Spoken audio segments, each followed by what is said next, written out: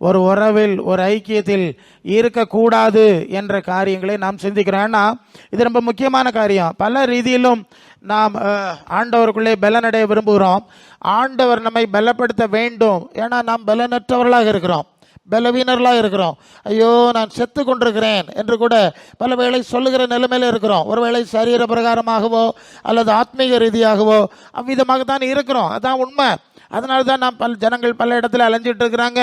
நீங்களும் இங்கே கூடி வந்திருக்கிறீர்கள். நாங்களும் எப்படியாவது உங்களுக்கு ஒரு உயிர் மீட்சியை ஏற்படுத்த வேண்டும் என்கிற ஒரு பிரயாசத்தோடு பல காரியங்களை செய்கிறோம். உங்களுக்கு தெரியும், எல்லா ஊழியங்களிலும் உங்களை உற்சாகப்படுத்தும்படி, பலனடைய பண்ணபடி, சுகம் உண்டாக்கும்படி, விடுதலை உண்டாக்கும்படி, தேவனுடைய மகத்துவத்தை நீங்கள் காணும்படி, எதையாவது செய்யும்படியா எல்லா ஊழியக்காரர்களும் பல விதமாக பிரயாசப்படுகிறார்கள் என்பது நமக்கு தெரியும். நாம் பல ஊழியங்களோடு சுற்றுறதுனால ஒவ்வொரு ஊழியக்காரர்களும் ஆண்டவருக்குள்ளே ஜனங்களை கட்டி நிறுத்துவதற்கு எப்படியெல்லாம் பிரயாசப்படுறாங்க, என்னெல்லாம் எஃபர்ட்ஸ் எடுக்கிறாங்க, எல்லாவற்றையும் நான் ஆழமாக உணர்ந்திருக்கிறேன். ஆனால் இதெல்லாம் நாங்கள் சுற்றி வரும்போதும் அந்த எதிர்பார்க்கிற எழுப்புதல் அல்லது அந்த உயிர்மீழ்ச்சி, அந்த உணர்வு, அந்த தன்மை வரவில்லை என்பதை ஏற்றுக்கொண்டுதாகணும். இங்கே நாம் எதையும் மறைச்சி பேச போகிறதில்ல. என்னை பொறுத்தவரை மோடி மறைச்ச ஒன்றும் பேசலை. எவ்வளவோ பிரயாசப்பட்டோம், பணங்களை செலவழித்தோம், பல கூட்டங்கள் வச்சோம், பல ரீதியில், அதெல்லாம் உங்களுக்கு தெரியும். எல்லாம் செஞ்சாலும் எதிர்பார்த்த எழுப்புதல் வரல. ரொம்ப சோர்ந்து ஊழியக்காரர்கள், பெரிய பெரிய ஊழியத்தில் பிரம்மாண்டமாக ஊழியம் செஞ்சவங்க சோர்வில் இருக்கிறத நாங்கள் ஊழியக்காரர்கள் இங்கே கூட்டம் முடித்தோன்னே இங்கே கையை காட்டிட்டு போயிடுவோம். அங்கே உட்காந்து பேசிகிட்டு இருக்கும்போது அந்த ஊழியத்தினுடைய நிலைமை, தோல்வி, கஷ்டம், சோதனை, நெருக்கம், சோர்வு, இது எல்லாவற்றையும் நாங்கள் ஊழியக்காரர்கள் தனிப்பட்ட முறையில் தான் நாங்கள் பேசி கொண்டிருப்போம். உங்கள்கிட்ட சொல்ல மாட்டோம், மேடையில் சொல்ல மாட்டோம். சரியா? அப்படி நிறைய சூழ்நிலைகள் உண்டு. இதெல்லாம் ஆய்வு செய்து நானும் அந்த ஊழியத்துக்கு நாங்களும் ஃபேமிலியாக முழுசாக வந்துட்டோம்.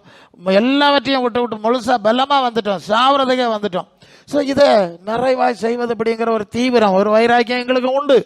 அந்த அடிப்படையில் சிந்திக்கும் போது ஆண்டவர் கற்றுக் கொடுக்கிற செய்திகளை தான் நான் பல ரீதியிலும் எல்லா சபைகளிலும் நான் பேசி கொண்டிருக்கிறேன் என்பதை நீங்கள் அறிஞ்சிருக்கீங்க. உங்கள் மத்தியிலும் நான் தொடர்ந்து பேசுகிறேன். கடந்த நாளில் மரித்த அனுபவங்கள் என்ற அனுபவங்கள் இருக்கிறது, மரித்த மனிதர்கள் என்று மனிதர்கள் இருக்கிறார்கள். மரித்த அனுபவம் என்று சொன்னால் ரோமர் 12:2 படிக்கிறபடி பரலோக தேவனுக்கு பிரியமும் நன்மை பிரியமான சித்தம் என்னதுன்னு பகுத்து அறிய தெரியாதவர்கள். நான் கொஞ்சம் ஷார்ட்டாக இருக்க டைமில் பேசுகிறேன்.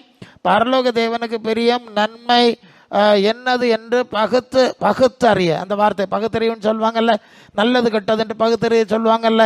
சில ஆளுகள் அப்படி சொல்லுவாங்க இல்லையா, அந்த ஜாதி மோசமானது, அதுக்கு நாரது மணக்கம் தெரியாதுன்னு சொல்லுவாங்க இல்லையா. இது மாதிரி அந்த பகுத்தறிவின் தன்மை இல்லாதவர்கள் மரித்தவர்கள். சிம்பிளாக புரிஞ்சுருங்க, பரலோக தேவனுக்கு எது பிரியம் என்று பகுத்தறிந்து நடக்க தெரியாதவர்கள் மரித்தவர்கள். தேவனை பொறுத்தவர்கள் மரித்தவர்கள், உணர்வற்றவர்கள். மரித்தவர் அடக்கம் பண்ணட்டும் ஆண்டவர் சொன்ன வசனம் உண்டு. அந்த வசனத்தை நாம் சிந்திக்கிறோம். அப்போ மரித்த அனுபவம் என்றால் என்ன, மரித்தவர்கள் என்றால் யார் என்று சில விஷயங்களை நாம் பார்த்துருக்குறோம். குறிப்பாக கடந்த நாளில் அந்த யூதா எழுதின நிருபத்திலிருந்து நாம் சில வசனத்தை பார்த்தாலே 1:10-11 அதில் சிலரை பார்த்தோம். அவங்க ஆபேலை கொலை செய்த காயினின் வழியில் நடக்கிறவர்கள், தேவ சித்தம் செய்கிற காயினை போன்றவர்களை கொலை செய்கிற காயினின் வழியில் நடக்கிறவர்கள், ஆபேலை கொலை செய்த காயினின் வழியில் நடக்கிறவர்கள், கூலிக்காக மோசடி போதனை செய்து இஸ்ரவேல் சபையை அழித்து விட்ட, பேரழிவை உண்டு பண்ணின பிலேயாம் இல்லையா, பிலேயாமுடைய போதனை, பிலேயாமுடைய நடவடிக்கை என்று கொஞ்சம் விரிவாக நாம் பார்த்துருக்குறோம். இது கொஞ்சம் முக்கியமான ஒரு விஷயம். பாருங்க, அந்த ஜனங்களை அழிக்க இவன் என்னெல்லாம் வித்த செஞ்ச பிறகும் இஸ்ரவேல் ஜனங்களை அழிக்க முடியாதுங்கிறதை பிலேயாம் தெளிவாக கண்டு கொண்டான். நடக்காது, இவர்களை அழிக்க முடியாது, ஒன்றுமே செய்ய முடியாது, ஜாதிகளோடு கலவாமல் தனித்தே வாசம் பண்ணுவாங்க. ஆனால் என்ன செய்யுது, அவன் பின்ன யோசிக்கிறான், நான் சொல்லி ஏதாவது ஒன்று கொடுத்தா அது வெற்றி பெறணும் இல்லையா என்கிற ரீதியில் அவன் யோசிக்கிறான். என்ன செய்யலாம், அவன் ஏற்கனவே கத்திருந்த ஜனத்துடைய பிரியமாக இருக்கிறான்னா பேசாமல் போக வேண்டியதானே. எத்தனை தடவை அவனை ஸ்டாப் பண்ணி இப்படி பேசாத இப்படி பேசு சொல்லி நடத்தினதான் அவன் ஒதுங்கி போயிருக்கணும். அவன் போகவில்லையா. அப்படி ஒரு சம்பவத்தை பார்த்தோம். அந்த இஸ்ரவேல் ஜனங்கள் கர்த்தரை எரிச்சல் ஊட்டுகிற காரியங்களை செய்யும்படியாய் ஏதாவது ஒரு காரியம் செய்யணும். சரியா, விஷயம் இதுதான். அவங்க கர்த்தர் அவர்களை ரொம்ப நேசிக்கிறார். அந்த கர்த்தர் இந்த ஜனங்களுக்கு மேலே கோபம் வரணும், எரிச்சல் வரணும், அப்படி ஏதாவது செய்யணும்னு சொல்லி அவன் கர்த்தரை எரிச்சல் ஊட்டுகிற காரியங்களை செய்யும்படியாய் வேசி மார்க்கங்கிறத உள்ள கொண்டு வந்து விக்கிரக ஆராதனை செய்ய வச்சு அப்படிலாம் செஞ்சாங்க. அதனால கர்த்தருடைய கோபம் வந்துட்டு நிறைய இஸ்ரவேலர்கள் சபையிலே பேரழிவு உண்டாயிட்டு. அல்லேலூயா. இது ரொம்ப ரொம்ப சிக்கலான நுட்பமான ஒரு விஷயம்.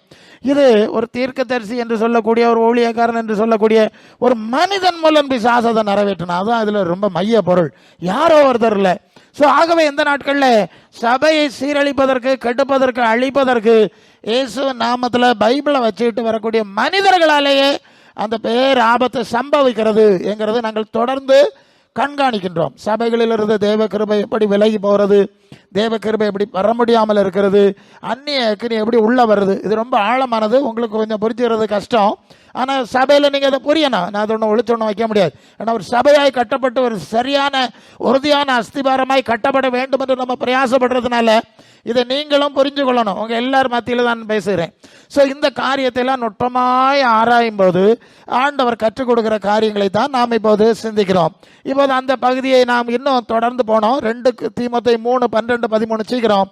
2 தீமோத்தேயு 3:12-13 கிறிஸ்து இயேசுக்குள் தேவ பக்தியாய் நடக்க விரும்புகிற யாவரும் துன்பப்படுவார்கள். அடுத்த வசனம் நமக்கு தேவை, நல்ல கவனிங்க. தேவ பக்தியாய் நடக்க விரும்புகிறவங்களுக்கு துன்பம் வருது. அடுத்தது பொல்லாதவர்களும் என்னது எத்தர்கள் மாணவர்கள் மோசம் போகிறவர்களாகவும் மோசம் போக்கிறவர்களாகவும் இருந்து மேலும் மேலும் கேடுள்ளவர்களாவார்கள். நிச்சயத்துக்கு நிலைத்திரு. நல்ல கவனிங்க. அப்போ சில போதும் இன்னும் 2 இருந்திருக்கிறாய். பவுலிடத்திலிருந்து கற்றுக்கொண்டாய், நான் உனக்கு எல்லாம் கற்றுக் கொடுத்துருக்கிறேன். ஆனால் மோசம் போகிறவர் வருவார்கள். நான் உனக்கு நிறைய அஸ்திபார உபதேசம்லாம் படிச்சிருந்திருக்கேன், அதில் கவனமாயிரு. மோசம் போகிறவர்களும் மோசம் போக்குறவருமாகிய கூட்டத்தார் வருவார்கள், இருப்பார்கள். அவர்கள் மேலும் மேலும் கேடு உள்ளவர்கள் ஆவார்கள் அப்படின்னு ஒரு பகுதியை சொல்றார். நல்லா கவனிக்கணும். அதான் பிள்ளையானுடைய வஞ்சகமான போதனை. வஞ்சகம்னா ஏமாத்து தான், மோசம் போக்குதல் தான். அதனால பேரழிவு உண்டாயிட்டு இல்லையா? இதுபோல சபையை அழிக்கிற, கெடுக்கிற, கொடிதான். அது ஒரு இடத்துல சொல்லுவார், சபை கொடி ஓநாய்கள் என்ற வார்த்தையை பவுல் ஒரு இடத்துல பயன்படுத்துவார். சபையை நான் கண்ணீரோடு கட்டி எடுத்தேன், அதை அழிக்கும்படி கொடிய ஓநாய்களுக்குள் வரும், உங்களுக்குள்ள சிலர் அப்படி உருவாவீர்கள் என்று எச்சரிக்கிற செய்தி ஒரு பக்கத்தில் இருக்கு. சரி, இப்போ இந்த மோசம் போக்குற அந்த விஷயம் என்றால் என்ன என்பதை கொஞ்சம் நுட்பமா நீங்க புரியணும். ஏமாற்றுதல், சீட்டிங், மோசம் போதல், அது எப்படின்னு நமக்கு தெரியணும். உங்களுக்கு நான் தான் அதை சொல்லி கொடுக்கணும். நல்லது.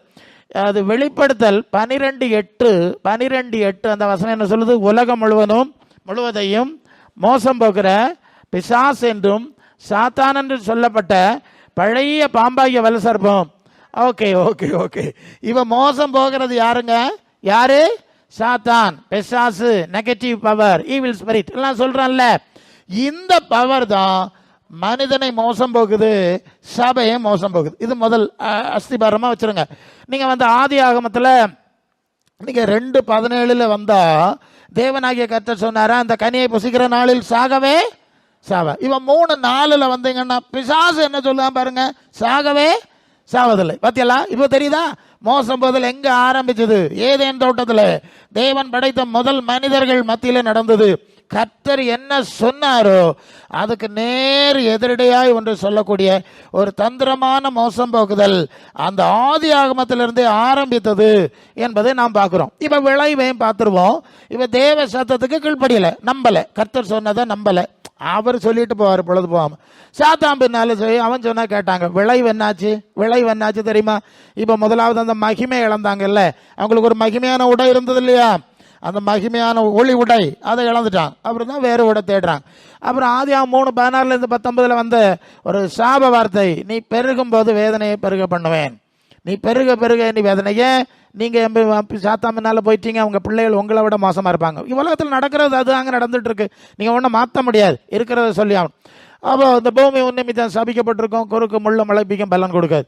நீ மண்ணில் எடுக்கப்பட்டாய், மண்ணுக்கு திரும்புவாய். சில வேளை நான் இப்படி எங்கெல்லாம் போனாலும் பெரும்பாலும் முதல்ல இதை பேசிடுவேன். இது ஏன் முதல்ல பேசுறேன்னா, பைபிளின் முதல் செய்தி இதுதான். தேவனாகிய கர்த்தர் சொன்னதும் அண்ணன் நடந்ததுமான செய்தி இதுதான். ஆனா இதுக்கு முன்ன ஒரு வார்த்தையை சொல்லியிருந்தார். நீங்கள் ஆதியாகமம் 1:28 நீ பருகி பூமியை நிரப்புங்கள் என்று சொல்லி ஆசீர்வாத வார்த்தை தான் முதல் வார்த்தை, சந்தேகம் கிடையாது. ஆனா அந்த வார்த்தையோடு இணைத்து அடுத்து சொன்ன வார்த்தை, இதை புசிக்கிற நாளிலே சாவா. இந்த 2 வார்த்தை அங்க இருக்கும். இப்போ இவங்க சாத்தான் பின்னால போயிட்டதுனால ஆசீர்வாத வாக்குத்தத்தம் முடிஞ்சு போச்சு, நின்று போச்சு. அது டெர்மினேட்டட். ஸோ தென் அந்த சாபம் மட்டுமே வந்தது. அப்போ உலகத்தினுடைய தொடக்கமே தேவனுடைய சாபத்தில் தான் ஆரம்பித்து நடந்து கொண்டிருக்குங்கிறத நான் பேசி ஆகணும். இது பேசினா சில சொல்லுவாங்க, ஐயோ இப்படி சாபம் ஒன்று பேசினா சாப பேசினா ஜனங்கள் விரும்ப மாட்டாங்க, இது எப்படி இருக்கும், ஜனங்கள் விரும்புவாங்களா, கூட்டத்துக்கு வருவாங்களா எல்லாம் என்கிட்ட கேட்பாங்க. நான் சொல்றேன், பிசாசு இப்படிதான் சொன்னான், சாவ மாட்டீர்கள் சாவ மாட்டீர்கள்னு சொன்னோம். அந்த வேலையை நம்ம செய்ய முடியாது. அவர் சொன்னார் சாகவே சாவாய், அவர் சொன்ன வார்த்தையை நம்ம சொல்லி ஆகணும், கவனமாயிரு. அப்புறம் அவங்க அதை மீறினாங்க, பூமி நிமித்தம் சபிக்கப்பட்டிருக்கும்னு சொன்னது நான் சொல்லலைங்க, அவர் சொன்ன வார்த்தை இன்னும் வரை அதை மாற்ற முடியல. இதை நாம மாற்றக்கூடாது. ஒருவேளை மாத்தினா நாம் தேவ சித்தம் செய்யல, சாத்தான் சித்தம் செய்யறோங்கிறத மறந்துடக்கூடாதுன்னு நான் பதில் சொல்லுவேன். உங்களுக்கு இப்போ புரியுதா?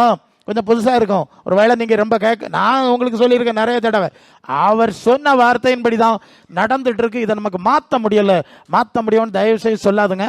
அதுக்கு ஒரு ஏற்பாடு இருக்கு. அதை நம்ம சரியா சொல்லி தவறாய் சொல்லி அவர்களை தவறான வழி நடத்தாம சரியானதை சொல்லி சரியாய் வழி நடத்த வேண்டிய கடமை இருக்கிறதுன்னு சொல்லி நான் அவர்களை திருத்துவேன். இப்போ ஏசுநாதர் வந்தார் பாருங்க, புரிஞ்சுதான் ஆகணுங்க. ஏசுநாதர் வந்தார், அவர் என்ன சொல்றாருன்னு கேட்டா, அது லூக்கா 23:28 அந்த எருசலேமின் குமாரத்திகள் இயேசுவை நேசித்து அவருக்கு பின்னால் அழுது கொண்டு போறாரு, அழுது கொண்டே போறாரு. இயேசு சொல்றாரு, எனக்காக அழாம உங்களுக்காக உங்கள் பிள்ளைகளுக்காகவும் அழுங்கள். எனக்காக நீங்க அழுறீங்க இல்லையா, அதனால நீங்க ஆசீர்வாதமா இருப்பீர்கள், உங்களுக்கு கண்ணீர்லாம் தீந்துரும் அப்படின்னு அந்த வார்த்தையை ஆண்டவர் சொல்லலையே. நான் இருக்கிறது சொல்லிதான் ஆகணும். எனக்காக அழாண்டா, உங்களுக்காக உங்கள் பிள்ளைகளுக்காக அழுங்கள். ஏன்னா அப்படி ஒரு சாப சூழ்நிலையில நாம் இருக்கிறோம் என்பதை ஆண்டவர் மீண்டும் நினைவுபடுத்துகிறார். யோவான் 15:20 அவர்கள் என்னை துன்பப்படுத்தினது உண்டானால் உங்களையும் துன்பப்படுத்துவார்கள். புரியுதா நான் சொல்லுது? நீங்க கனவு உலகத்துல வாழப்படாது, நெஜத்துல வாழணும், நெஜத்துல வாழணும். சரி, அப்ப இந்த மோசம் போக்குற பிசாசு அன்று மோசம் போக்குற மாதிரி இன்னைக்கும் மோசம் போக்குற செய்திகள் நிறைய வருது.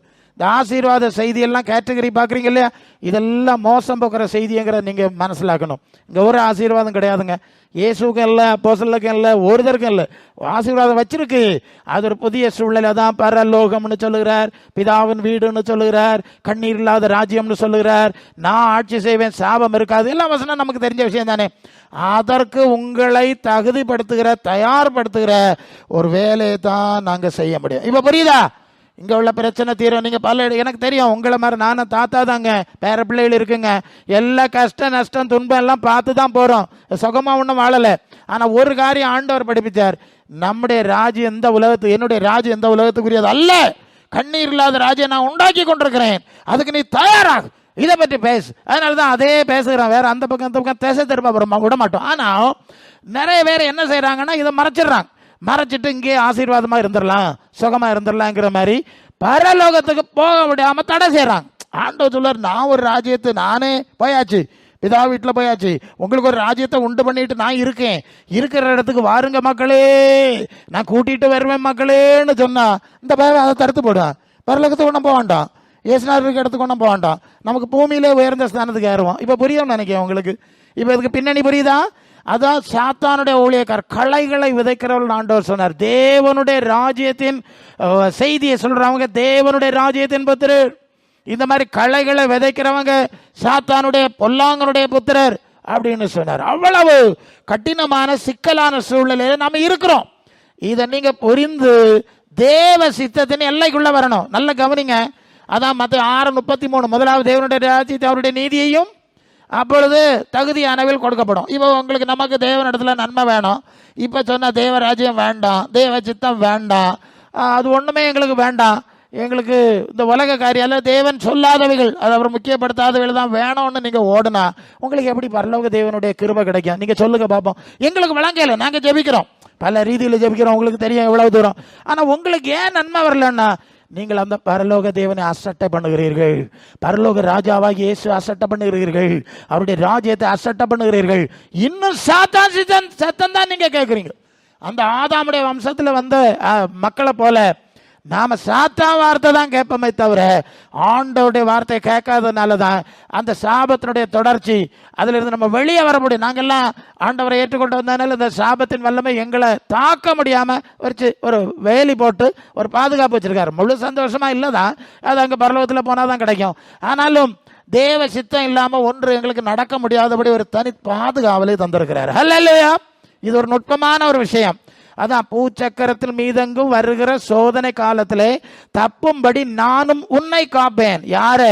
என் வசனத்தை பொறுமையா கடைபிடிச்சல வெளிப்படுத்தின விசேஷத்துல இருக்கு. அப்ப நானும் உன்னை காப்பேன். அப்படி தேவ பிள்ளைகளுக்கு ஒரு தனித்த காரியம் இருக்கு. இது உங்களுக்கு கிடைக்கணும்னு சொன்னா நீங்கள் அந்த பாதையில வந்து தானே ஆகணும். என்ன சொல்லுதே நீங்க? அதுக்கு நீங்க முரண்டு பிடிச்சிக்கிட்டு இருந்தீங்கன்னு சொன்னா நீங்க எத்தனை ஜப கூட்டம் வச்சாலும் எத்தனை நூதன வித்த காட்டினாலும் அது முடியாது. இதுதான் சொல்லுகிறோம். ஜபத்துக்கு எதிராக பேசலங்க. ஜபிக்கணும். நான் ஜபிக்கிற அளவு நீங்க யாரும் ஜபிக்க மாட்டீங்க, அதான் உண்மை. ஆனா அந்த ஜபத்துக்கு முன்பு ஒரு தகுதி இருக்கிறது. நம்முடைய மனம் தேவனோட இணைக்கப்படணும்னு அடிக்கடி சொல்லுவது. அந்த எல்லைக்குள்ள வரமாட்டேங்கிறீங்க. எங்களுக்கு உலகம் தான் வேணும், சாத்தான் தான் வேணும், மற்ற ஆளுகள் சொல்லுதான் வேணும். எங்க ஆண்டவர் சொல்லுவது மாதிரி நாங்க கேட்க முடியாது. அவர் நடந்த மாதிரி நாங்க நடக்க முடியாதுன்னு சொன்னா எப்படி உங்களுக்கு நன்மை வரும்? ஒரு சபையை நடத்தும் போது எங்களுக்கு பிரச்சனை. ஒரு ஜப கோபுரத்துக்கோ ஜப கூடாரத்துக்கோ நீங்க போனா அவங்க ஆசீர்வதிக்கிறாரு உயர்த்துறாருன்னு சொல்லிக்கிட்டே இருப்பான். இதுவெல்லாம் செத்துக்கிட்டே இருக்கும். இது இங்க தெரியாது இல்லையா? பிரசங்கத்துல தெரியாது இல்லையா? நிறைய பட்டியல் நாங்க போட முடியும். பெரிய ஆசீர்வாதம் எல்லாம் சொல்லி கேட்டுட்டு வந்த ஆளுகள் அழிஞ்சவர்கள். ஸோ எங்களுக்கு அப்படி அழிக்க முடியாது. இதுதான் வாழ்க்கை. நீ பரலோக ராஜ்ய தேவ சித்தம் செய், அவருடைய ஆளுகைக்குள்ள இரு. அப்ப அவர் தகுதியாய் அவர் நடத்துவார். நடத்த வேண்டிய முறையில எங்களை நடத்தியிருக்காருல்ல. இல்லையா? எங்களை நடத்தின மாதிரி உங்களை நடத்துவார்னு சொன்னா பலருக்கு அது புரியவில்லை. தயவு செய்து இதை தெளிவாக நீங்கள் புரிந்து கொள்ளுங்கள். ஹல்லேலூயா, ஹல்லேலூயா. சரி, அப்ப இப்படி இந்த பாடும் துக்கமும் சாபமும் நிறைஞ்ச உலகத்தில் வாழும்போது பரலோக தேவனுடைய சித்தம் செய்து அவருடைய கிருபையை பெற்றுக் கொள்ளும்படியாய் நாம் அழைக்கப்பட்டிருக்கிறோம். அப்ப அநேகர் இப்படி மோசம் போகிறாங்க. நீங்க பிலிப்பியர் 3:18 21 வந்தா அநேகர் வேற விதமாக நடக்கிறார். அவர்கள் கிறிஸ்துவின் சிலுவைக்கு பகைந்தார். சிலுவை என்ன தெரியுமா? இயேசுவின் சுவிசேஷத்தில் நடக்கும்போது வருகிற துன்பங்கள் இருக்கு இல்லையா? நீதி நிமித்தம் துன்பப்படுகிறவர்கள் பாக்கியவான்கள். இந்த துன்பம் வேண்டாம், இந்த சிலுவை வேண்டாம், நாங்கள் விசாலமா போவோம், நெருக்கமான வாசல் வேண்டாம் நினைக்கக்கூடிய பேசக்கூடிய அநேகர் இருக்கிறார்கள். வேறு விதமானவர்கள் சிலுவைக்கு பகைஞர் என்று சொல்லுகிறேன். அவருடைய தேவன் வயிறு, ஏதோ வயிற்று பிழைப்புக்காக வேண்டி இயேசுவை உலகம் முழுசும் நாங்கள் பார்க்கிறோம். இயேசுவை வச்சு ஏதாவது செஞ்சு வயிறு பிழைக்க முடியுமா? அரசியல் பண்ண முடியுமா? ஒரு தலைவன் ஆக முடியுமா? அப்படிதான் நடந்து கொண்டே இருக்கிறது. ஆனா இயேசுவனுடைய அவரை நான் அடிக்கடி சொல்வது உண்டு இல்லையா? ஒருவன் என்னில் அன்பா இருந்தால் என் வசனத்தை கடைபிடிப்பான்னு யோவான் 14:15 சொன்னார். யார் செய்யறாங்கன்னு சரி தெரியல. நான் செய்தபடி செய்வீர்களானால் பாக்கியவான்களா இருப்பீர்கள் ஆண்டவர் சொன்னார். யாரு செய்ய போறாங்கன்னு தெரியல. ஆனா எல்லாரும் இயேசு ஆராதிப்பாங்க, ஏதோ ரீதியில் படம் காட்டுவாங்க. அது ஒரு இயேசு அது வியாபாரமா அரசியலா அது என்னமோ நடந்துட்டு இருக்கு. சரி, அப்ப அவர்கள் பூமிக்குரியவர்களை சிந்திக்கிறார்கள். அவருடைய தேவன் வயிறு பூமியை சிந்திக்கிறார்கள். அவருடைய முடிவு அழிவு. நம்முடைய குடியிருப்பு பரலோகத்தில் இருக்கிறது. அங்கிருந்து இயேசுவின் ரட்சகரை காத்திருக்கிறோம். நம்முடைய அழிவுக்குரிய சரீரத்தை அவருடைய மகிமையான சரீரத்துக்கு ஒப்பாய் மாற்றி அமைப்பார் என்று சொல்லி நாங்கள் காத்திருக்கிறோம் என்று சொல்வதை பார்க்கிறோம். ஒரு ஐடியா கிடைச்சிருக்கோம். மோசம் போகிறது யாரு? தேவனால் சபிக்கப்பட்டு தெய்க்குளத்தை வச்சிருக்கிற பூமியை ஆண்டவர் ஆசீர்வதிப்பார். அது 2 பேதுரு 3:7-13 வரை இந்த வானம் பூமி அக்கினிக்கிரியா வச்சிருக்கு. ஸோ இதெல்லாம் ஆசீர்வதிப்பாருன்னு சொல்லி ஏமாத்துறவங்க மோசம் போக்குறவர்கள். அதை ஏமாந்து அதுக்கு பின்னால போகிறவர்கள் மோசம் போகிறவர்கள். நீங்க எப்படி இருக்க போறீங்க? பிரசங்கியார நாங்கள் அந்த ஏமாத்துக்காரமருக்கு பின்னால தான் போறோம், எங்களுக்கு ஏமாறுறது தான் ஈஸி, தேவனுடைய வார்த்தை வேண்டான்னு சொல்ல போறீங்களா? இல்லை, பரவாயில்ல, பாடானாலும் கஷ்டமானாலும் எங்கள் ஆண்டவருக்கு பின்னால் போவோம், அவர் நித்திய ஜீவனை தருவேன்னு சொல்லியிருக்காரு, இதெல்லாம் மண்ணுக்கு போகிறது தானே, நாங்கள் அப்படி போகிறோம். என்ன சொல்ல போறீங்க? நீங்கள் தான் முடிவெடுக்கணும், நீங்கள் தான் சொல்லணும். நீங்கள் எடுக்கக்கூடிய முடிவு, நீங்கள் எடுக்கக்கூடிய அர்ப்பணம், அது தொடர்பான ஜெபம். இப்போ புரியும் நினைக்கிறேன். நீங்க வேற எங்கேயோ மனசை வச்சுக்கிட்டு நான் அந்த ஜெபத்துக்கு வந்தேன், இந்த ஜெபத்துக்கு வந்தேன், இந்த ஜெபத்துக்கு வந்தா என்ன, உனக்கு ஜெபத்து தான் தேவன் கேட்கலையே. நம்முடைய மனம் தேவனோட இணைக்கப்படாட்டா நிறைய இருக்குங்க. நான் அந்த ஆராதனைகள்லாம் பார்க்குறேன் பாருங்க, நிறைய பாடுவாங்க. அவங்க ரொம்ப நேரம் பாடிட்டா அவங்களுக்கு ஒரு சந்தோஷம் இல்லையா? நல்ல கருத்துள்ள பாட்டு, விசுவாச பாட்டு பாடினா ஒரு சந்தோஷம், இசைக்கருவி போட்டால் ஒரு சந்தோஷம், கொஞ்ச நேரம் ஒரு ஆனந்தம் பண்ணிட்டு நீங்க போகலாம். பரலோகத்தினுடைய கிருபை கிடைக்காது. இது ரொம்ப முக்கியமான ஒரு விஷயம். ஆட்டம் பாட்டு நிறைய இருக்கு, நிறைய டைப் இருக்கு. இது நம்ம சந்தோஷப்படுத்துகிற காரியமே தவிர தேவன் சந்தோஷப்படுத்துகிற காரியம் என்னதுங்கிற பகுத்து பார்க்கிற ஒரு அறிவு நமக்கு வேணும். இருக்குதா? அந்த அறிவு வந்திருக்கா உங்களுக்கு? எவ்வளவு வந்திருக்கு? கொஞ்சம் வந்திருக்கு பிரசங்கியாரு. இவனால அப்படிதான் இருந்தேன், இப்ப கொஞ்சம் வந்திருக்கு. இல்லைன்னா கொஞ்சம் கொஞ்சமா வருது. ஏதாவது ஒரு நல்ல பதில் வேணாம் இல்லையா உங்கள்கிட்ட? வேணுமா வேண்டாமா? அதான் குருசடின்னு சொல்லுவது சாம்பிராணி கொளுத்திட்டு போறது. சபைங்கிறது சாம்பிராணி கொளுத்தி வச்சு போட்டு போற இடம் இல்லை. அது தேவ சித்தத்தை நிறைவேற்றுகிற அனுபவம். அல்ல அப்ப சரி, அப்ப மோசம் போக்குற போதனைகள், மோசம் போக்குறவெல்லாம் நிறைய இருக்காங்க. தயவு செய்து அவர்களுக்கு பின்னால போவாதுங்க. மற்ற 24:38-35 படிக்கும்போது நோவா காலத்தில் நடந்தது போல நடக்கும். ஜனங்கள் புசித்தார்கள், குடித்தார்கள், கொண்டாடினார்கள், விற்றார்கள். ஜலப்பொருளை வாரி கொண்டு போடுறது வரைக்கும் உணர்வு இல்லை. இந்த வார்த்தையை நல்லா படிச்சுக்க. பல வேளை ஆராதனைகள் நடக்கும், கூட்டங்கள் நடக்கும், ஜபங்கள் எல்லாம் நடந்துட்டு இருக்கும். ஆனால் தேவ சித்தம் செய்கிறவர்கள் அவருடைய பலத்த கருத்தில் இருக்கிறாங்க இல்லையா? தேவ சித்தம் செய்யாமல் இப்படி ஆடிட்டு இருக்கிறவர்கள் அவரை பரியாசம் பண்ணிட்டு இருப்பாவா, மாறிக்கிட்டு போயிடும். அல்ல இல்லையா? எதிர்பார்க்காம மாறிக்கிட்டு போயிடும்.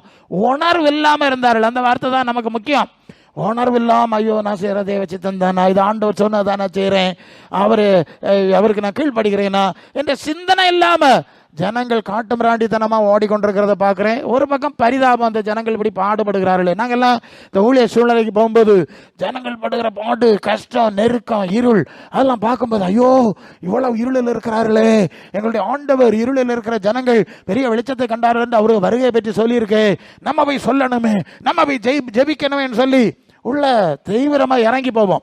இறங்கி போய் சில காரியங்களை சொல்லும்போது ஜனங்களுடைய இருதய கடினங்களை பார்த்துருக்குறோம். அல்ல இல்லையா? ஒரு பக்கம் இவ்வளவு கடினமான சூழல்னு நாங்கள் இறக்கப்பட்டு உள்ள போனால் அவங்கள எப்படியாவது ஒரு சூழ்நிலையில் கொண்டு வந்து இந்த ஆண்டவரோடு ஒரு ஐக்கியத்தில் கொண்டு போனோன்னு போனால் அந்த ஜனங்கள் எவ்வளோ கடினமாக இருக்கிறார்கள். அப்போ தான் எங்களுக்கு புரியும், ஓஹோ இவ்வளவு இருதய கடினம் இருந்ததுனால தான் தேவன் அவர்களை அவருடைய இஷ்டத்துக்கு ஒப்பு கொடுத்துட்டு ஒதுங்கி போயிட்டார். நான் சொல்றது உங்களுக்கு புரியுதா? நம்முடைய இருதய கடினங்களை பார்த்து தேவன் புறக்கணிச்சிட்டு போயிட்டா நாங்கள் என்ன செய்ய முடியும்? ஊழியக்காரன் நாங்கள் என்ன செய்ய முடியும்? அநேகர் என்ன செய்வாங்க நாங்கள் சொல்லுகிறேன். நான் ப்ராக்டிக்கல் வர்றதான் பேசிகிட்டு இருக்கேன். என்ன நடக்கும்னா, ஆண்டவர்கிட்ட போக விரும்ப மாட்டாங்க, ஆண்டவர்கிட்ட போக விரும்ப மாட்டாவ. அப்போ என்ன செய்யுது? அங்கே ஒன்றும் போவான்டாம், அங்கே போனால் இதெல்லாம் படிக்க வேண்டியிருக்கும். அந்த குறுக்கு வழியில் நடத்தக்கூடிய அந்த மோசம் போக்குற பிரசங்க மாதிரி நிறைய இருக்கா வழி, அங்கே போவோம். அங்கே போனால் நமக்கு ஏதாவது ஜனங்களுக்கு அறிவை தான் சொல்லுகிறேன். ஆண்டவரை விட்டுவிட்டு பரலோக தேவனை அசட்டை பண்ணிட்டு எங்கே போய் அம்மா நீங்கள் நன்மை வாங்குவீங்க, நீங்கள் கொஞ்சம் யோசிங்க அப்படி பிசாசு சொல்லுகிறான். இவனை விட்டா போடு, நமக்கு அங்கே போயிடலாம், நமக்கு எங்கே போயிடலாம், ஒரு இடம் நீ போக முடியாது. அல்ல அது பழமொழி சொல்லுவாவே இல்லையா? கப்பி அறணும்னா உரல்ல வந்துதான் கப்பி அறணும்னு சொல்லுவாவ எங்கள் நாட்டுப்புறத்தில். படைச்சவர் அவர், ரத்தம் கொடுத்தவர் அவர், ரட்சித்தவர் அவர், ஏன் பின்னால வாருங்க வரமாட்டேன்னு போனா எங்க போய் நீங்க நன்மை அடைய முடியும்? ஒரு உணர்வு வேணும், பயம் வேணும், பக்தி வேணும், தாழ்மை வேணும். அல்லையோ அல்லாம நீங்க ஏதோ ஒன்றும் இல்லாம இருந்துட்டு வானத்துல நடக்கிறது மாதிரி ஒன்றும் நீங்க ஆட்டம் ஒன்றும் போடாண்டாம் நாங்கெல்லாம் இந்த மாதிரி எத்தனையோ காரியம் படிச்சு வந்தாலும் இன்னைக்கு எங்களுக்கு தைரியம் வரையல. அல்லையோ ஆண்டவருக்கு முன்ன நிக்கிறதுக்கு ஆண்டவரே தகுதி இல்லை, ஏதோ கொஞ்சம் போல ஒரு மாதிரி வந்தோம், எங்களுக்கு அந்த தைரியம் வரலங்க. எனக்கு வரல. அல்ல அந்த தைரியம் வரல, அகங்காரம் வரல, துணி வரல, பயம்தான் வருது. வர வர பயம் கூடுதே தவிர குறையல. ஆனா இப்ப உள்ள விசுவாசிகளுக்கு பயம் எல்லாம் போச்சு. ஜனங்களுக்கு பயம் எல்லாம் நிர்விசாரம், துணிகரம், என்னெல்லாம் நடக்க கூத்து சகிக்க முடியல எனக்கு. நான் நல்லா கொஞ்சம் கண்ணா மூடிக்கிடுவேன், இதெல்லாம் நம்ம பார்க்காண்டாம், ஒதுங்கி இருந்துருவோம். சரி, அப்போ உணர்வு இல்லாம இருந்தார்கள். அதான் எல்லாமே பண்டிகை ஆகி போச்சு இல்லையா? ஜனங்கள் செத்துக்கிட்டு இருக்காவ ஒவ்வொரு நாளும் நோயினால, தற்கொலையினால, விபத்துனால, யுத்தங்களினால, கொடுமை. இன்டர்நேஷனலி நடக்க விஷயத்தை பார்த்தா பட்டு பயங்கரமான கொடுமை. நான் ஒரு 20 வயசுக்குள்ளே இதெல்லாம் படிச்சுட்டேன். இந்த கொடுமைக்கு நடுவில் இந்த மார்க்கத்தாருக்கு விழா, கொண்டாட்டம், கூத்து, லைட்டு, இசைக்கருவி, பார்த்தீங்களா ஆட்டத்தை? எனக்கு சைக்கிள் இல்லையே, உங்களுக்குள்ள இருக்கிறது பரிசுத்த ஆவியாடா. உலகம் இவ்வளோ வேதனையில் கிடக்கு. நான் அடிக்கடி சொல்லுவேன் இல்லையா, இயேசு சிலுவையில் அரைஞ்சு தொங்க விட்டுட்டாங்க, பேதுருவை தலைகளை அரைஞ்சு கொண்டுட்டாங்க, பவுலை தலையை வெட்டி கொண்டுட்டாங்க, யாக்கோவை தலையை வெட்டி கொண்டுட்டாங்க, ஸ்தேவானத்தை ரோட்டில் போட்டு கல்லறிஞ்சு கொண்டாங்க. இல்லை டேய், இந்த மார்க்கத்தை தானே கையில் வச்சுருக்கோம், உனக்கு எப்படி இப்படி ஆடம்பரம் பண்ண முடிஞ்சது, பெருமை பண்ண முடிஞ்சது, இந்த கூத்தை எப்படி அடிக்க முடியுதுன்னா உனக்குள்ள இருக்க பிசாசு, பரிசுத்தாய் கிடையாது. நவர் நீ பெந்தகோஸ்தக்காரனாரு எவனாட்டு இருந்தவனா எங்களுக்கு என்ன? அல்ல இல்லையா? அதெல்லாம் எங்களுக்கு தேவையில்லை, இதெல்லாம் எங்களுக்கு தகுதியாக இருக்காது. நாங்கள் பரலோகத்துக்கு போயிட்டு இருக்கிறோம். இந்த இருளில் சிக்கி இருக்கிற ஜனங்களை விடுவிக்க வேண்டுமேங்கிற ஆத்திரத்தில் இருக்கிறோம். அல்ல இல்லையா? இந்த சாப உலகத்தை விட்டு தப்பி போகணுமேங்கிற வெப்பராளத்தில் இருக்கிறோம். அந்த உணர்வுல நடக்கப்படி அது இல்லைன்னா உனக்குள்ள இருக்கிறது உலகத்தின் ஆவி, அது பரிசுத்த ஆவி கிடையாது, அது உணர்வின் ஆவி கிடையாது, அது உணர்வு இருக்கிற இழக்கிற ஆவி. நோவா காலத்தில் உள்ளவங்க அப்படிதான் இருந்தாங்களாம், உணர்வே இல்லாம இருந்தாங்க, வாரி கொண்டு போய்விட்டது.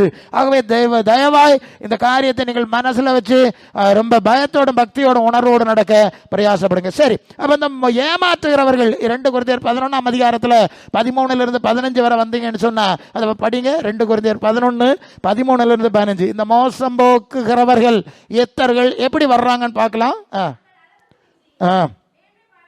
சரி,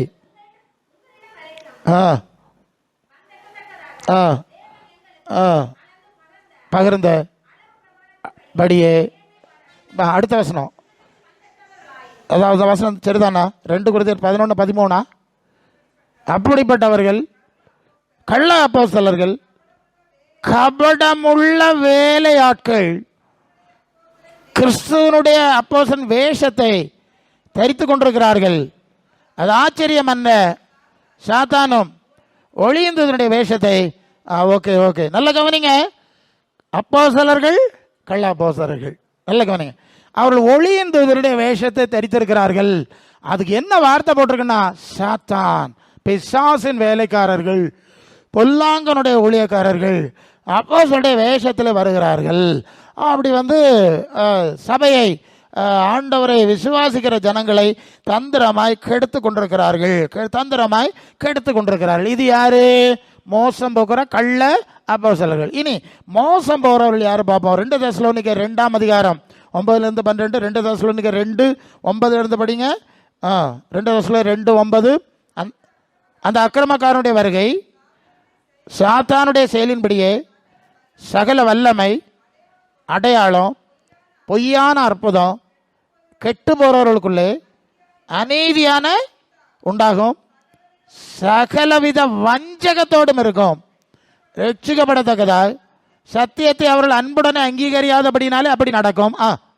ஆகையால் சத்தியத்தை விசுவாசியாம அநீதியில் பிரியப்படுகிற யாவரும் ஆக்கினைக்குள்ளாகும்படி பொய்யை விசுவாசிக்கத்தக்கதாக கொடிய வஞ்சகத்தை தேவன் அனுப்புவார். நல்லா கவனிச்சிருங்க.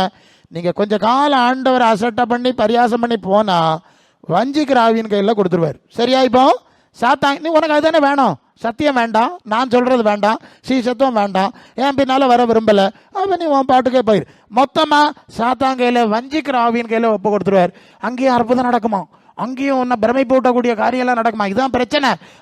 ஆண்டவர் இருக்கார் சொல்லிட்டு ஓடிட்டே நடப்பா. சத்தியம் உன்கிட்ட இருக்காது, இயேசுவின் சீசத்துவம் இருக்காது, அவருடைய வார்த்தை மாதிரி ஒன்றும் உன்கிட்ட இருக்காது. அற்புதம் இருக்கு, அது நடக்குன்னு ஓடிக்கிட்டே நடப்பா. அப்புறம் உன் வாழ்க்கை நித்திய ஜீவனுக்கு தகுதியற்றதாய் முடிந்து விடும் என்கிறதை எச்சரிக்கையோடு நீங்கள் புரிந்து கொள்ளணும். அற்புதங்களுக்கு எழுதா பேசல, தீர்க்க தரிசனங்களுக்கு எழுதா பேசல, இது கண்டிப்பா நடக்கணும். கவனிக்கிறீங்களா? ஆதி அப்போஸ்தலர் கால நடந்த அற்புதங்கள் காணுவோம்லாம் பாட்டெல்லாம் பாடுறீங்கல்ல, உங்களோட எங்களுக்கும் பாட்டம் தெரியும், அந்த காரியத்தில் ஆசை. ஆனா ஏன் நடக்கலன்னு கேட்டா இப்ப இந்த பகுதிக்கு வந்துடும். இயேசுவின் நாமத்தில் ஆதி அப்போஸ்தலர் மூலமா அற்புதங்கள் நடந்தது, அதுல சந்தேகம் கிடையாதுங்க. அது எப்படி நடந்ததுன்னு கேட்டா, நீங்க அப்போஸ்தலர் 2:41, 41, 42 அவர்கள் அப்போஸ்தலர் உபதேசத்திலும் அப்பம் பிக்கிறதிலும்,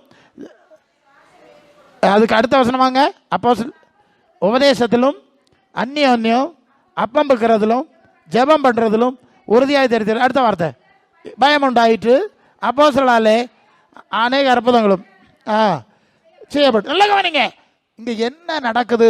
அப்போஸ்தலருடைய உபதேசம். யாருக்கு உபதேசம்?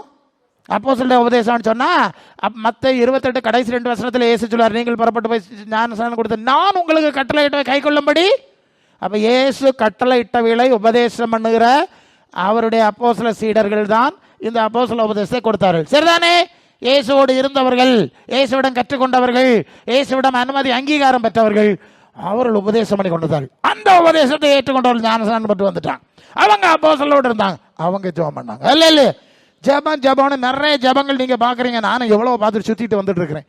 ஆனா இந்த ஜெபம் நமக்கு தேவைங்கிறது தான் ஆவியானவர் நம்மோடு பேசுகிற காரியம். அப்போஸ்தலருடைய உபதேசத்தில் அடிச்சுவட்டில் இருந்து ஜெபிக்கிற ஜெபம் இருக்கும்போது தான் அந்த இயேசு, அந்த அப்போஸ்தல உபதேசத்தை கொடுத்த இயேசு இந்த மாதிரியான காரியங்களை அப்போஸ்தலர் மூலமாய் செய்ய முடியும். அல்லாம இது ஊழியக்காரனால வர்றது இல்லைங்க.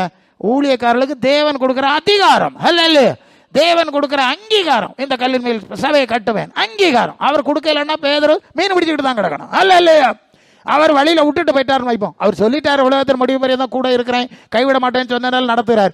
ஒருவேளை பாதியில விட்டுட்டு போயிட்டா ஒன்றும் செய்ய முடியாது. நான் நிறைய ஊழியக்காரில் பார்த்துருக்கேன். ஒரு காலத்துல தேவன் அவர்களை வல்லமையா பயன்படுத்தினார், ஒரு காலத்துல கை விட்டுட்டார். ஏன் கை விட்டுட்டாருன்னு பார்த்தா இவர் ஆண்டவரை விட்டுட்டார். இல்ல இவர் ஆண்டவரை விட்டுருவார், தானே ஆண்டவர்னு காட்டுவார். தங்களை அதான் அடிக்கடி சொல்லுது, யாரும் ஊழியக்காரர்கள் தங்களை மேன்மைப்படுத்தாத, பேர் போடாத, போட்டோ போடாத, நான் தான் கொடுக்குறேன், நான் தான் ஏதோ உனக்கு தார மாதிரிலாம் நீ செய்க காட்டாத. சரியா? தப்புன்னு சொல்லுகிறேன். நீங்க நானும் செய்யல, நம்ம அழைச்ச ஆண்டவர் செய்யணும். நம்ம ஒழிச்சிருக்கணும் பேசாம. ஆவியானவர் நம்ம கொண்டு ஏதோ செய்வார், கண்டுக்கிடப்படாது, இருந்துக்கணும். இது நான் தான் அவங்கள எல்லாம் பிரசங்க மாதிரிலாம் அப்படிதான் வைக்கிறாங்க. எல்லா ஊழியங்களையும் நடக்கிறது தான். ஏதோ ஒரு பிரசங்கியார் இவர் ஏதோ கொண்டு வந்திருக்க மாதிரியும், இவர் தான் இயேசுநாதர் பலவும் போட்டுறாங்க. விளைவு என்னன்னா கொஞ்ச நாளில இருக்க கிருபையை கலந்துட்டாங்க. இல்ல கிருபை இருந்தது, கிருபையின் மேல் கிருபை இருந்தது. ஒரு கட்டம் வந்தோன்னே அவர் ஜெபித்த போது அவர் வருகிறார், உடனே அவரை போட்டு விளம்பரப்படுத்துவாங்க. அவர் வந்துட்டா 10 ஆளு கூட்டிடணும் இல்லையா? அவர் வந்து என்ன பிரயோஜனம்? ஆண்டவர் வரையிலன்னு வச்சுக்க, பிரசங்கியார் வந்தாரு, ஆண்டவர் வரையில என்ன நடக்கும்? தோத்துட்டாங்க. தோத்து தொப்பி அடிச்சு இல்லாம போய் அவ்வளவுதான், இழந்து போன சூழ்நிலை இருக்கு. ஆகவே இதற்கு இடம் கொடுக்க கூடாது. ரொம்ப ஆழமான விஷயம். தயவு செய்து இந்த மாதிரிப்பட்ட மோசடிகளை காப்பி பண்ணாதுங்க. மறைவா இருங்க, தாழ்மையா இருங்க. கர்த்தர் நம்மை நடத்துகிற விதத்தில் நடக்க. ஒரு காரியத்தை புரியணும். இந்த அற்புதத்தை நான் ஏற்கனவே சொல்லி இருக்கிறேன். மத்தேயு 10:7-8 ஆண்டவர் சொல்லுகிறார், பரலோக ராஜ்யம் சமீபமா இருக்கிறது என்று பிரசங்கம் பண்ணுங்க. பண்ணிட்டு அந்த வசனத்தை படிங்க. போகையில் எந்த ராஜ்யம்? எந்த ராஜ்யம்? எந்த ராஜ்யம்? பரலோகமா பூலோகமா? இந்த வார்த்தை ஒவ்வொன்றுக்கும் அர்த்தம் இருக்கு. பரம்னா மேலே, தேவனுடைய ராஜ்யம், பிதாவின் வீடு, வாசஸ்தலம். அந்த ராஜ்யத்தையும் அதை குறித்து பிரசங்கம் பண்ணுங்கள். அதான் முதல் வசனங்க. அடுத்த வசனம் வியாதியை சோமாக்க, காரியெல்லாம் சொல்லு, குஷ்டரோகியை சுத்தமாக, மரிச்சோரை எழுப்புங்க, அதெல்லாம் இருக்கு. நீங்க லூக்கா 9:2 படிங்க. 9:2 லூக்கா 9:2 இந்த அடிப்படையை ரொம்ப முக்கியமா மனசுல வச்சாகணும். வேற ஒரு நீங்க வந்து பூலோக ஆசீர்வாதம் சொல்லி ஒன்றும் ஆண்டவருடைய அற்புதத்தை கொண்டு வர முடியாது. படிங்க. தேவனுடைய லூக்கா 9:2 பிரசங்கிக்கவும், பிணியாளை சுத்தமாக்கவும். போதும். எந்த ராஜ்யத்தை குறித்து? தேவனுடைய ராஜ்யம் எங்கே இருக்கு? பரலோகத்தில். பூலோக தேவன் யாரு? பிசாசு இல்லையா? பிரபஞ்சத்தின் தேவன் அவன். நிறைய வசனம் நம்ம பார்த்துருக்கோம். இப்ப நம்ம கேள்வி என்னன்னா, இயேசு பூமியின் உயர்ந்த ஸ்தானங்கள் ஏற்றுவார்னு பிரசங்கம் பண்ற இடத்துல இயேசு வந்து அற்புதம் செய்ய முடியுமா? நீங்க சொல்லுங்க. நீங்க நான் எனக்கு சந்தேகமா தான் இருக்கு. பூமியின் உயர்ந்த ஸ்தானங்களில் ஏற்றுவான்னு சொன்னது பிசாசு சொன்னாங்க. லூக்கா 4:5 இதோ உலகத்தின் எல்லாம் நான் தர்றேன்னு சொன்னான். இப்போ வந்து நீங்க பூமியின் உயர்ந்த ஸ்தானத்தை பேசினா, பரலோகத்தின் உயர்ந்த ஸ்தானத்தில் இருக்கிற தேவனோ இயேசுவோ அற்புதம் செய்ய மாட்டாருங்கிறது 100க்கு 100 உண்மை தானேங்க? அதானே உண்மை. அங்க வேற ஒருத்தன் தான் வரணும், பூலோக தேவன் தான் வரணும். இதுதான் ப்ராப்ளம். நீங்க பூலோக ராஜ்யத்தை பேசி பரலோக தேவனை எப்படி கும்பிடுவீங்க? பரலோக தேவன் வரணும்னா பரலோக ராஜ்யத்தின் காரியம் பேசுங்க. ஏசு அங்க இருக்கிற, ஏசு இருக்கிற மேலானவளை தேடுங்கள், பேசுங்க. அது பேசினாதான் அவர் தானாவே அற்புதம் செய்வார். மீண்டும் ஒன்று சொல்றேன், இயேசு அற்புதம் செய்கிறார்னு நீங்க பாட்டு பாடுறது அற்புதம் நடக்காது. எகைன் சொல்றேன், எனக்கு வெளிப்படுத்தப்பட்ட ஒரு காரியம், இயேசு அற்புதம் செய்யறாரு, அவர் பெரியவர்லாம் சொல்றதுனால அற்புதம் நடக்காது. அந்த இயேசுவுக்கும் பரலோக ராஜ்யத்துக்கு உகந்தவைகளை நீங்கள் பேசி கொண்டிருக்கும் போது, உபதேசிச்சு கொண்டிருக்கும் போது, கடைபிடிச்சு கொண்டிருக்கும் போது அந்த பரலோக தேவனுடைய ஆவி அற்புதத்தை செய்யும். அந்த வேறுபாடு தெரியுதா? ஒரு சின்ன நுட்பம் தான். இப்படிப்பட்ட மோசடியான காரியங்கள் இந்த நாளிலே நடந்து கொண்டு வருகிறது. நான் முடிக்க விரும்புகிறேன். அநேகர் இயேசுவின் நாமத்தை சொல்லி பிரசங்கம் பண்ணிட்டு பரலோக ராஜ்யத்தை கட்டாம பூலோகத்திலே உலகத்துக்கு ஏற்றபடி வாழும்படி செய்கிற ஒரு ஊழியன் பிரபலமா நடந்துட்டு இருக்கு. இதை சொல்லி, இது உலகம் இல்லப்பா, இது அழிஞ்சு போறது, இதை விட்டுருவோம், நம்ம புதிய சரீரம், புதிய மகிமை ஆண்டவர்கிட்ட போனோம் அப்படின்னு திருப்பி விடுறதுக்காக அற்புதம் நடந்திருக்கணும். இப்ப அற்புதம் எதுக்கு நடக்குதுன்னா, இயேசு நாமத்தை சொல்லி பூமியின் உயர்ந்த ஸ்தானம்னு சொல்லி பரலோக ராஜ்யத்தை மறக்கடிச்சு மாம்சத்திலும் உலகத்திலும் கொண்டு முடிக்கிற ஊழியர்களே நடந்துட்டு இருக்கு. என்ன சொல்லுதே நீங்க? உங்களுக்கு புரியுதா நான் சொல்லுது? புரியுதா? உங்களுக்கு என்ன வேணும்? பரலோக ராஜ்யம் வேணுமா இல்ல மலர் விளையம் வேணுமா? நான் அடிக்கடி கேட்க தானே, உன்னை சுத்தி ஒன்றும் வளர்த்த முடியாதுங்க. நான் ஒரு இதோட முடிக்கிறேன். அடிக்கடி பிள்ளைகளையும் இஸ்ரவேலுக்கு உண்டான சமாதானத்தையும் காண்பாயின் எல்லாம் பிரசங்க கதை பேசாவ. ஏசுநாதர் என்ன சொன்னார் தெரியுமா? மதிகேடனே, இன்று ராத்திரி ஆத்மா உன்னை விட்டு எடுத்துக்கொள்ளப்பட்டா? அப்படித்தானே ஏசுநாதர் கேட்டாரு. ஏசுநாதருக்கு பிள்ளைக்கு பிள்ளை இல்லை இல்லையா? சந்தேகமா உங்களுக்கு? எனக்கு தெரியல இருந்த மாதிரி. அப்படித்தானே சொன்னாரு. இனி யாக்கோபு என்ன சொன்னார் தெரியுமா? 4:14 யாக்கோபு, நாளை நடப்பது உங்களுக்கு தெரியாது, தேவனுக்கு சித்தமானால் உயிரோடு இருந்தால் இன்னென்ன காரியம் செய்வோம்னு சொன்னா போதும். அப்படித்தானே சொல்லி இருக்கு. சரிதானே? அதனால் இனி இந்த பிள்ளைன்னு இஸ்ரவேல் சமாதானம் கல்லு கதையில் போக மாட்டியா இல்லையா? அந்த பயலுக்கு இன்னும் சமாதானம் இல்லை, அது போட்டு சரியா? இல்லை இயேசுவும் அப்போஸ்தலன் சொல்லாது இல்லை, எதுக்கு நம்ம போனோம்? தந்தா வச்சுக்கிடும், இல்லைன்னா வேண்டாம். அல்ல இல்லை, இது ரெண்டுமே கணக்கு தான். எப்படி ஆண்டவர்கிட்ட போய் சேரணும். இப்போ நமக்கு தேவ சித்தம் செய்ய இஷ்டம் இல்லை பாருங்க, அதனாலேயாகும் பல நன்மைகள் வரும். நாங்கள் எவ்வளோ கண்ணீரோடு சொல்லி பார்ப்போம், எவ்வளோ கோவப்பட்டு பார்ப்போம். ஒரு அசைவம் நீங்கள் அசையலைன்னா நாங்கள் என்ன செய்யணும்? இனி பிரசங்க யாரும் வெந்நி இல்லை, பண்டு வெந்நி இருந்தது, அவர் பயங்கரமாக இருந்தார், அற்புதம் செஞ்சார். ஓ, நீங்கள் அப்படி நினச்சிக்கணும். உங்கள்கிட்ட கீழ்படியாமல் என்னால் இல்லையா இப்படி நீங்கள் பின்னால் போறிய சொல்லுவது புரியுதா? ஜப நாளிலே வந்திருக்கிறோம், உங்கள் ஜபத்தை சிறப்பிக்கும்படியா, அதை ரெகுலேட் செய்யும்படியாக தான் ஆவியானவர் இந்த வார்த்தை பேசிட்டு இருக்கார். தயவு செய்து இந்த ட்ரெண்டில் போகாமல், ஆண்டவரே எங்கள் ஆண்டவருடைய அடிச்சோட்டில் நடந்தா அற்புதங்கள் நிச்சயம். அல்ல இல்லையா? என்னுடைய பிள்ளை என் பிள்ளைக்கு செய்யாம, அப்பதான் பிள்ளைகள் அப்போன்னு சொன்னார்ல, என் பிள்ளைக்கு செய்யாம யாருக்கு செய்வேன்? இந்த தன்மை நமக்கு வரையில. நீங்க அந்த கிறிஸ்தவம் அப்படி, இந்த கிறிஸ்தவம் இப்படி, அந்த பிரசங்க இப்படி, பின்ன போ அங்க போ, அந்த பிரசங்கிட்ட போ, அங்க போ, உன காரியத்தை சாதிச்சுக்க போ. பின்ன நேரத்துக்கு இயேசுவை சொல்லிட்டு வந்தா, நீ இயேசுவை சொல்லிட்டு வந்தா அவர் சொன்னதை கேளு, அவர் சொன்னது மாதிரி நடக்க படி, அவருக்கு பாதத்தில் முழங்கால் பாடு. ஏன் செய்யல நீ? புரியுதா நான் சொல்லுது? இந்த உணர்வு ஒண்ணு நான் சொல்லி முடிக்கணும். நீங்க ரொம்ப முறக்குனீங்கன்னா அவர் நம்ம விட பெரிய தேவனாக அல்ல இல்லையா? எங்க தட்டுனா நீ குணப்படுவேன்னு அவருக்கு தெரியும், நான் ஏன் பேசுவேன்னு எனக்கு தெரியாது. இப்படியெல்லாம் நாங்கள் பேசப்படாது, பேச விரும்புறது கிடையாது. வேற வழியில் நம்மளும் அப்படி தானே செய்வோம். சொல்லி கேட்கலன்னா எங்கே அடி போட்டா பிள்ளை மரியாதையாக உட்காரோம் நமக்கு தெரியும் இல்லையா? அவர் செஞ்சு போட்டாருன்னு அப்புறம் சிக்கலாகி போகிறோம், சங்கடப்பட வேண்டியிருக்கோம். அப்படியெல்லாம் போகாம ஆண்டவர் எங்களுக்கு உதவி செய்யும். எங்கள் சூழ்நிலை இப்படி, எங்கள் வீட்டு சூழ்நிலை எல்லாம் அவருக்கு தெரியுமே. ஒரு நல்ல சுத்த மனசாட்சி வரட்டும் உங்களுக்கு, சுத்த மனசாட்சி எங்களுக்கு உதவிச்சு புரியுது, நீ சொல்றது எங்களுக்கு தெரியுது, கொஞ்சம் கொஞ்சமாக செய்வோம். அப்படி செய்யாமல் துணிகரமாக நடக்காது. அப்போ மோசம் போக்குறவர்களும் எத்தர்கள் ஏமாற்றுக்காரர்கள் நிறைஞ்ச உலகத்தில் சூழ்நிலையில் நம்ம வாழ்ந்து கொண்டிருக்கிறோம். ஒன்று புரியணும், நம்ம மூச்சு ஆண்டவருக்கு கையில் இருக்கு. அல்ல இல்லை, வேற யாருக்கு கையில் இல்லைங்க, பாஸ்டர்மாருக்கு கையில் இல்லை, எங்க கையிலும் கிடையாது. அல்ல இல்லை, நீங்க அந்த மாதிரி எங்களை கடவுளாக்கிறாதுங்க. ஆண்டவருடைய கரத்தில் இருக்கு. ஒரு வழிகாட்டணும், எங்களை கூப்பிட்டாரு, இதை பேசு, இதை சொல்லு, இப்படி செய்யணும்னு செஞ்சதுனால எல்லாரும் பாடுபட்டு இப்படி சூழ்நிலையில உண்டாக்கி உங்களை இழுத்து கொண்டு வந்திருக்கு. இனி உங்களை என்ன செய்யணும்? அந்த ராஜ்யத்தில் கொண்டு சேர்க்கணுமா வேண்டாமா?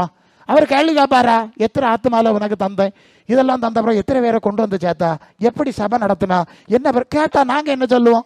நாங்க என்ன சொல்லணும் சொல்லுங்க, எங்களுக்கு சொல்லி தாருங்க. என்ன பதில் சொல்லணும்? நாங்க எங்களுக்கும் பிரமாணம், நான் காட்டுன அடிச்சோட்டில் நட, அப்போஸ்தலருடைய அடிச்சோட்டில் நட, போறோம் வரவனை ஃபாலோ பண்ணாத, ஏமாத்துக்காரன் எத்தர்கள் மரித்தவர்கள். முடிக்கிறோம்.